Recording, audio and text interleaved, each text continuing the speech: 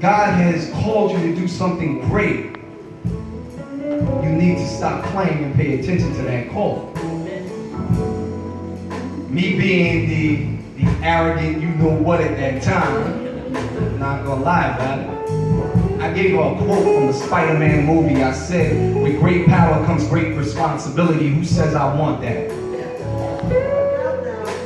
She looked at me and she smiled and she just said, baby, God has a way of getting your attention. Yes, yes. Several months later, my father was murdered.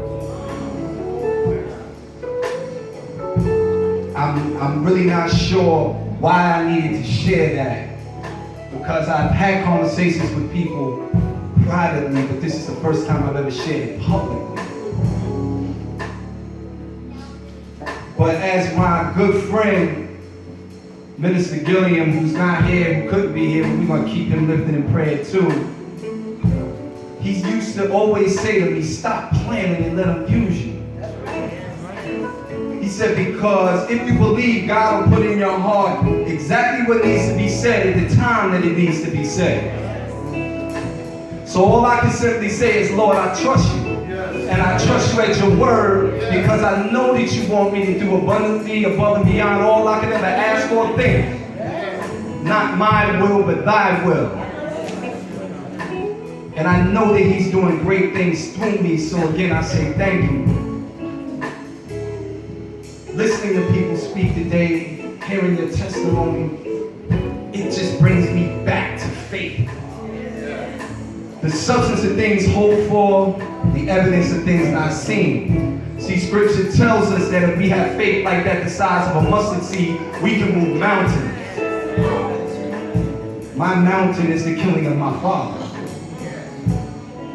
My mountain is to fight to get accountability in its killing. My mountain is to try to keep my family together in the midst of this battle.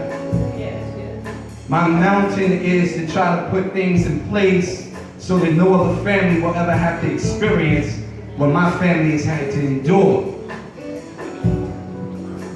But just to piggyback on what this sister said about your problems, your mountain, one thing that I found is that in order for me to conquer the mountain, I had to be conquered. See, sometimes, as you say, God has to break you down to bless you up. And he broke me down. I was broken. I was defeated. I was helpless. I didn't know what to do. And I literally dropped to my knees and said, Lord, help me. Help me, please. Make me into the man that you would have me be. I'm no longer afraid to do the work that you would have me do. So I stand before you today a better man, a stronger man, a God-fearing man, a man that knows that greater is he that is in me. So I say that just to simply say that no matter what your mountain, if you believe, if you have faith like that, the size of a mustard seed, you can conquer that mountain. But you have to remember there's your time and then there's God's time.